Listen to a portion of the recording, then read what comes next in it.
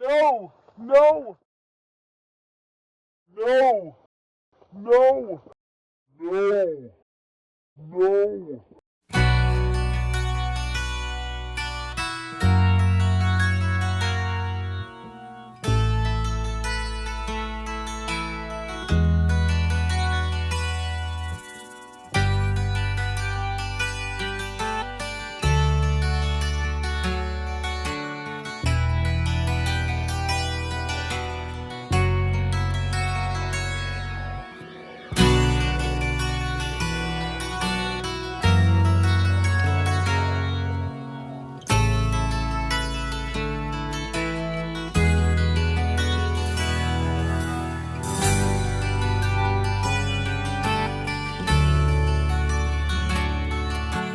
No, why am I being held? Stop. Stop, No. or you're gonna get slammed on the ground. That's my final warning to you. Stop. This is my house. Fucking stop. Handcuffed at my house. Don't fucking handcuff me. I told you to stop, didn't I? Get up. This is my house. What are you doing? This is my house. I didn't ask you to come here. Don't fucking handcuff me.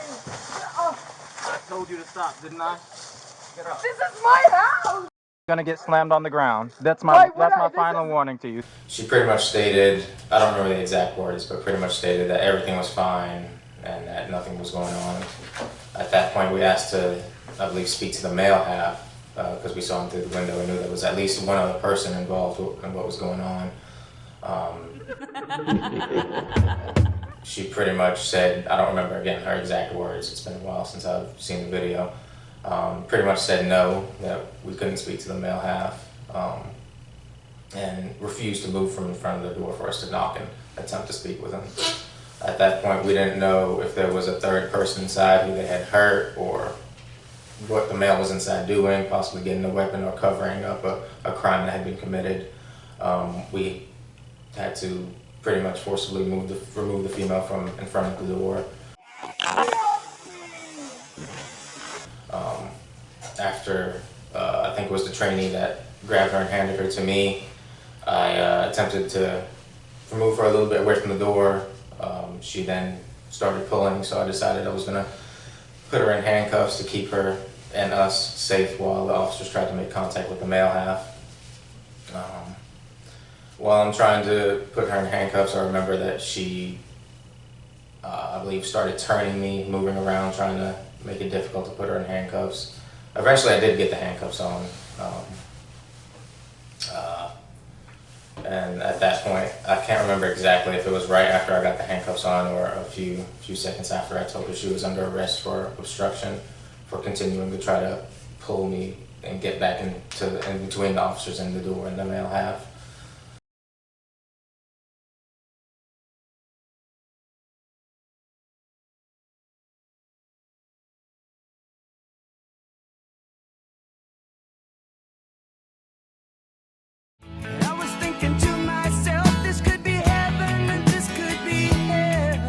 After that, she continued to pull. I had to push her against the side of the house to stop her from pulling us towards the front of the house where the door and the other officers were. And then I decided the safest place and the best place for her would be the back of my patrol car, which was, I believe, one house down. No, why am I being held? Stop. Stop, No. or you're gonna get slammed on the ground. That's my final warning to you. Stop. This is my house. Fucking stop. Okay, and your purpose for putting her in, or trying to put her in the patrol car was because what? Because of how she was resisting arrest, continuing resisting arrest, and that we didn't know what was going on at the house. We didn't know what kind of crime had been committed. We didn't know if someone was seriously injured or who had done it, or if the boyfriend was going to get a weapon, because he had locked the door while I was dealing with the female. He had locked the door and the officers couldn't make contact with them. Okay, so but did you tell her that you were going to slam her to the ground? Yes. Because there are 4 incidents. They have labeled your contact with Ms. Bean Yes, ma'am. as 4 incidents. Yes, ma'am. So the incident that you just described is incident 1. Yes, ma'am. Because you didn't mention that you told her that you were gonna, told her to effing stop, fucking stop, or that you were gonna slam her to the ground. So, at what point did you tell her that? Was that during incident 1 or incident 2?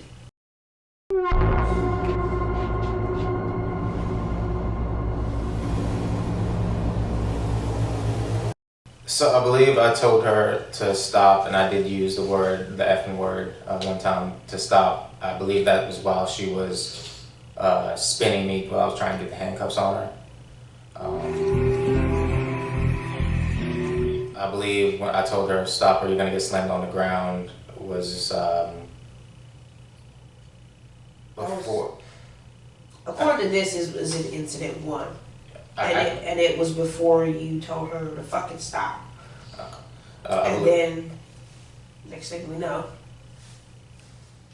yes, ma'am. she goes down to the ground. Yes, ma'am. So I did say that. It's just I don't know exactly when. It's been a while since I've seen the video or anything. But yes, I did use the word slam.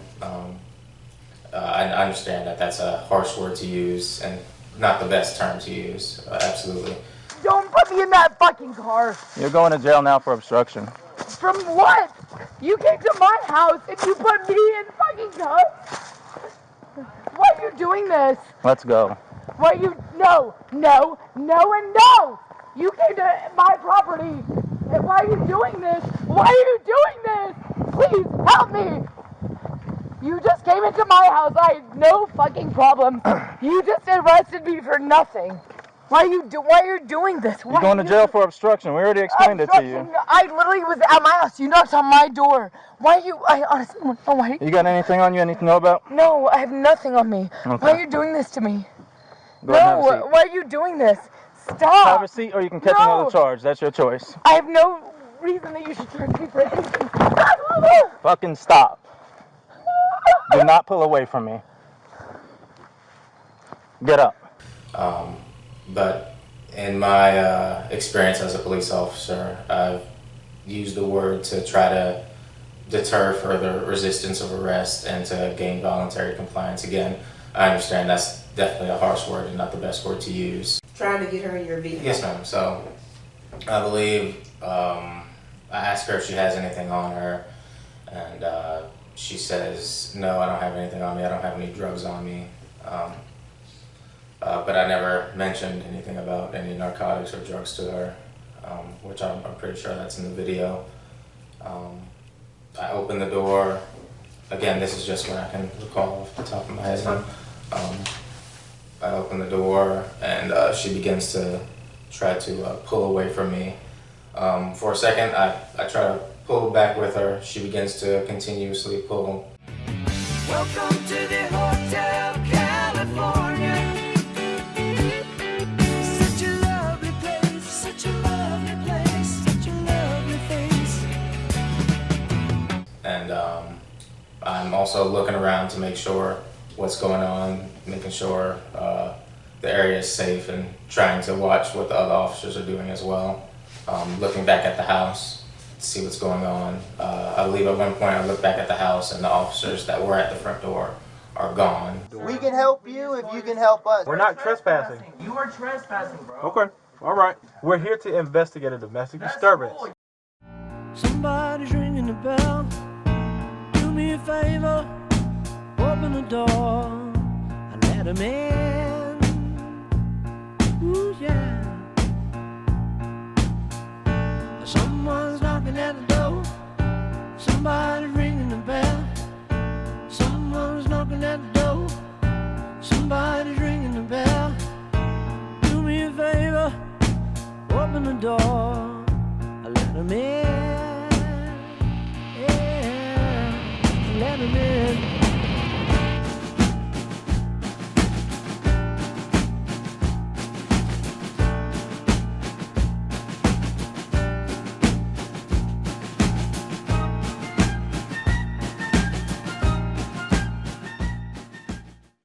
Come on. You gotta get in the car. Come on. Gotta slide you in. You want to slip her up? If you can. Okay. I believe the third incident, when I'm picking her up to her knees, she falls down from her knees and hits the ground. And I say, all right, we can just stay right here then and hang out for a few seconds. And that's when I stand up and look around and trying to see if I can get any more information out over the radio for the other officers. Get up. Get up. Get up. No, Get up. you're so wrong for this. Get up. I did. Then you can stay right here. Resisting and pulling and thrashing around. And she unfortunately goes down in a way that I had no control over her, and in a way I did not intend to put her on the ground, and hits her head. At first, I'm not aware that she's unconscious. One of the neighbors came out because of all the yelling and was across the street watching. I believe her name was Miss Dina LaFera. Interview with Miss Dina LaFera.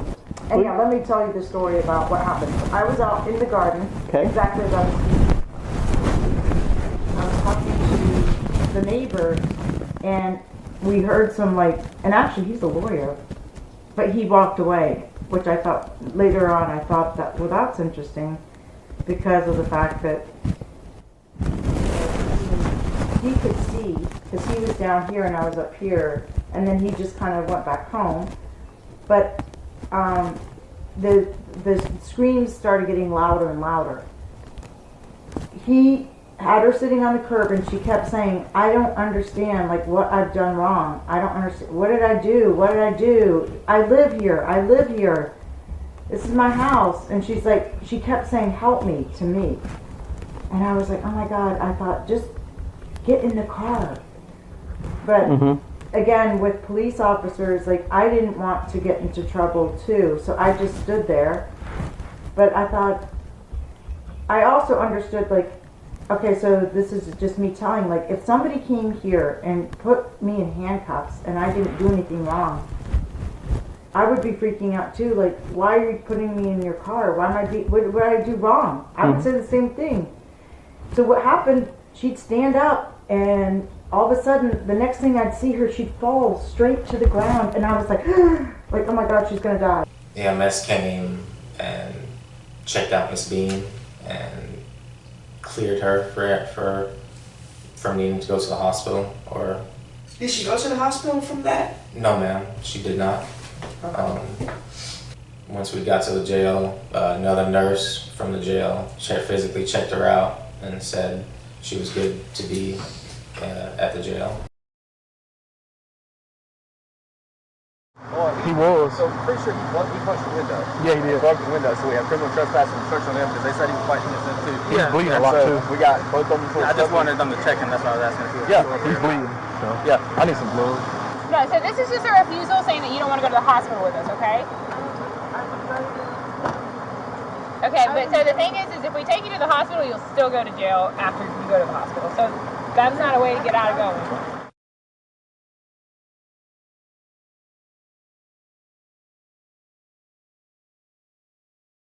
So let me ask you this. So when Miss Bean fell on the ground, the concrete, the last time, they said that you called for EMS at minute 7:34, and then it shows you having a conversation with Miss LaFera as she laid on the roadway. So when she hit the floor and I realized she was injured, I called for EMS and stood up, and Miss LaFera was pretty much to my left. I took a step that way because Miss LaFera was saying something, answered Miss LaFera, and went back to Miss Bean. After you have a conversation with Miss LaFera, you're having a conversation with Miss LaFera, Miss Bean lays on the roadway. And they say this concludes incident 4. And then the Axon footage showed that minute 8:48, Espinoza and Officer Brooks Craig picked Miss Bean from the roadway and placed her in the transport portion of Williams's vehicle. Yes, ma'am. So you weren't concerned that she was injured or possibly injured, that she was unconscious or whatever? Yes, ma'am, I was concerned. I did not want to move her on my own. But what I'm saying is, you didn't move her at all. It ended up being that Espinoza and Brooks Craig picked her up out of the roadway and put her in the transport. Yes, ma'am. I was going to have one of them help me, but then it was just them two who picked her up. So why would you get a witness statement why would you get a witness statement on the day of the incident? Just because anytime force was used, and with her being a witness that had seen most of, if not all of what had occurred, I thought it would be a good idea to get her to write it down and write down what she had saw happen. So does policy dictate that you got to get witnesses? I can't remember if policy dictates if there is a witness. But that you we just have thought to it would be a good idea? Yes, ma'am. Sergeant Emmett arrives on the scene. Yes, ma'am. I explained to him what happened and that I think she went unconscious, and he's like, that's fine. He later never comes and talks to me about that he thinks I did something wrong or anything. I guess he just sends it up to, I guess it's Internal Affairs or... Sergeant Emmett arrives on the scene. Yes, you tell him what's going on. Mm-hmm. He says, that's fine. Yes, ma'am. Okay, so Sergeant Emmett gets your report. Yes, ma'am. And then months later, I guess, finds that there's a problem with what happened, and sends it, I believe, up to the captain, who sends it up to, I believe, Internal Affairs. Okay. Did Sergeant Emmett ever talk to you about what happened, what the incident, your role you played in it, what you could have done differently, No, ma'am. any of that? No or did one- he tell you that no you one had ever a problem, issue with what you did? No one ever talked to me. I got a text January saying I needed to go speak to IA, and that my supervisors had no idea what it was about. I know after the incident with Miss Beam, I went to the training department and went to them and asked, this is what happened. Can you guys watch the video and tell me what I should do better, what I did, how to better handle this situation.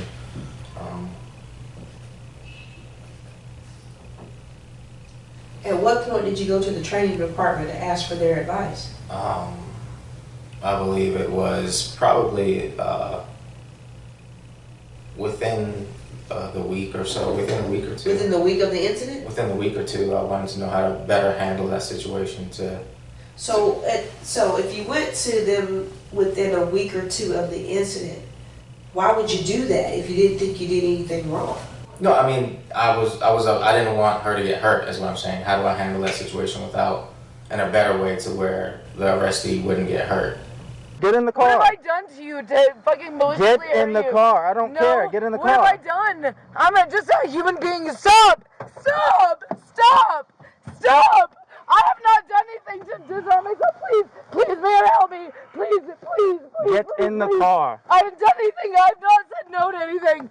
He's hurting me. Please. Get in the car. He's trying to hurt me. Get in the car. I live at this house. I live right here. Please. I'm not This is my last time telling you, or I'm going to slam you on the ground. I have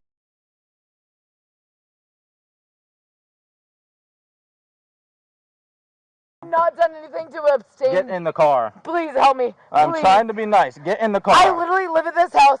I've not done anything to Get in the please. car. No.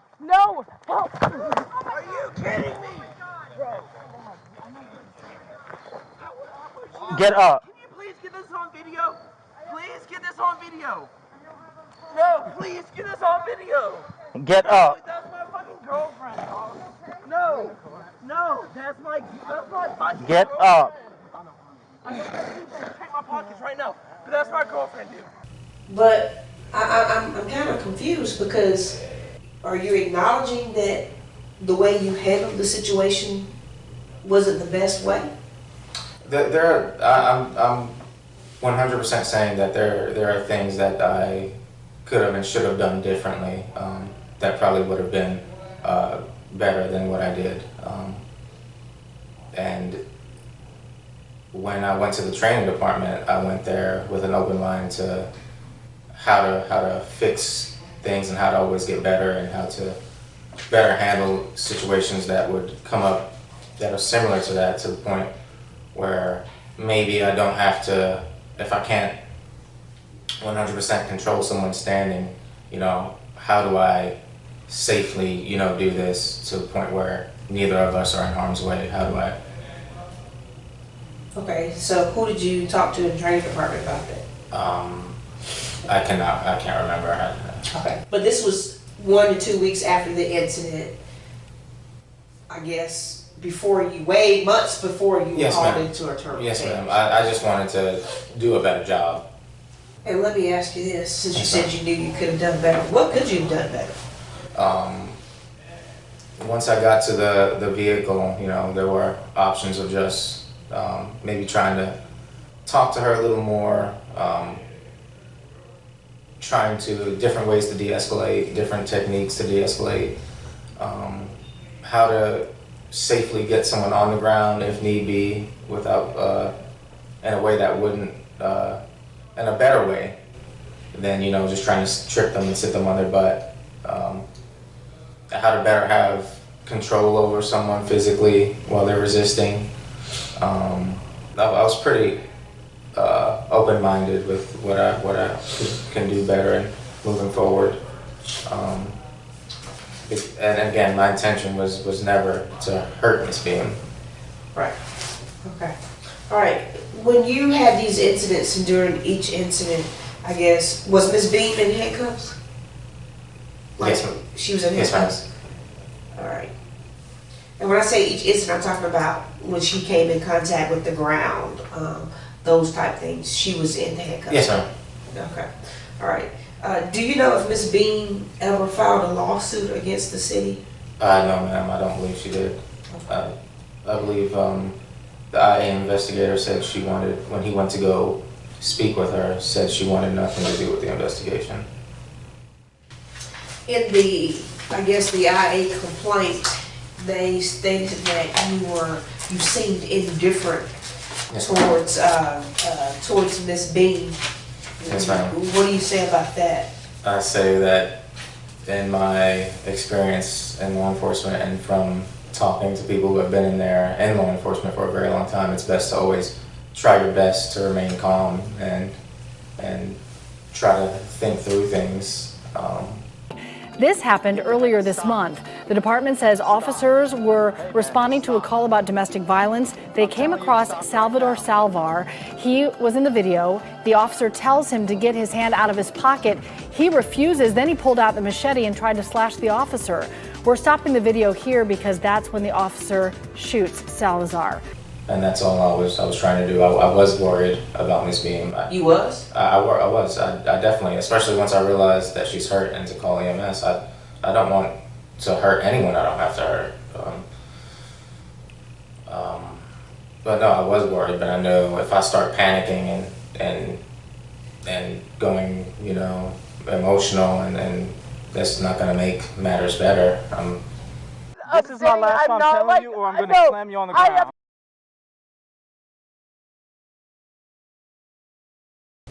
So I just did my best to try to stay calm and you know, get EMS there and keep things going. I mean, it wasn't a concern to you. Was it a concern or was not a concern for you when she hit her head or hit her parts of her body on the concrete in the other incidents prior to calling EMS? Oh, I was definitely concerned anytime she went to the ground, but I believe it would have been the second or third incident. I was not. In the second incident, like, I thought she had hit her shoulder, so I wasn't as concerned as the fourth incident where I could see that she was injured and hurt. So, head injury, shoulder injury isn't a concern? It's concerning, but I believe the head injury was more dire. I was 100% still concerned, but She did, however, say that at one point the officer may have watched her fall.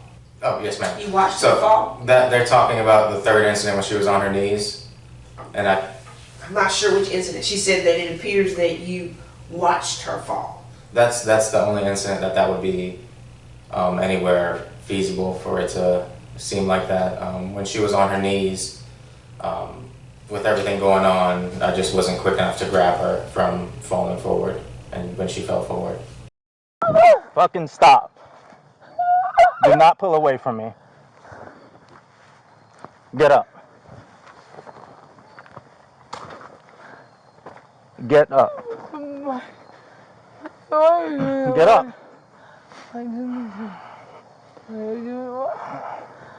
Get up. No, Get up. you're so wrong for this. Get up. I did.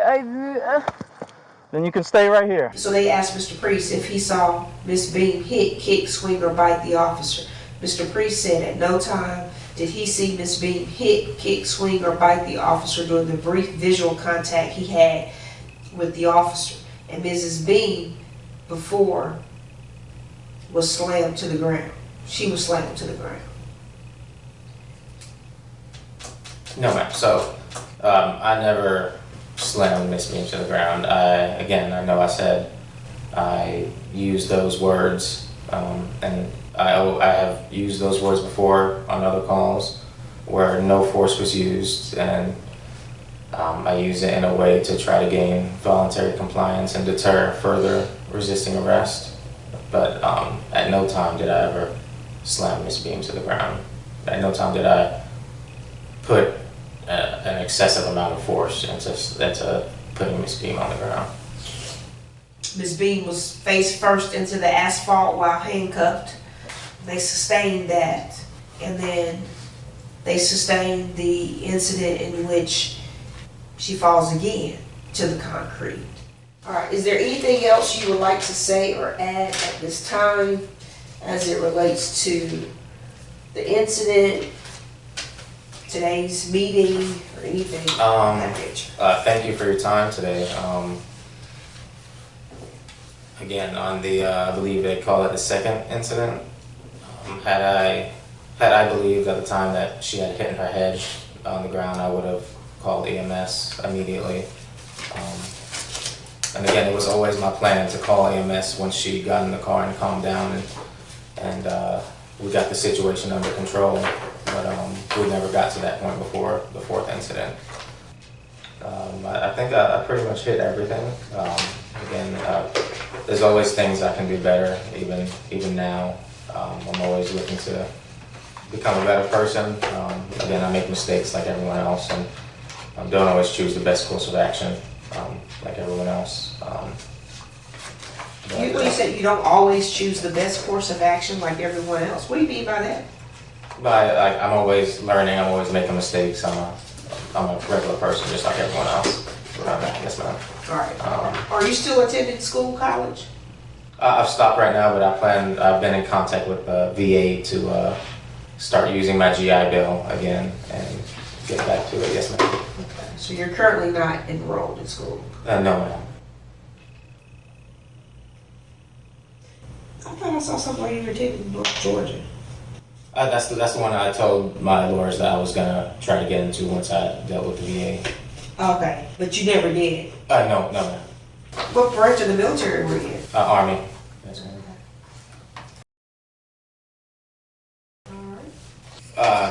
And I would just like to say, I believe I made a positive impact on my community while I was a police officer there. Yes, ma'am. Okay. Well. And in the master's chambers, they're gathered for their feast. They stab it with their steely knives, but they just can't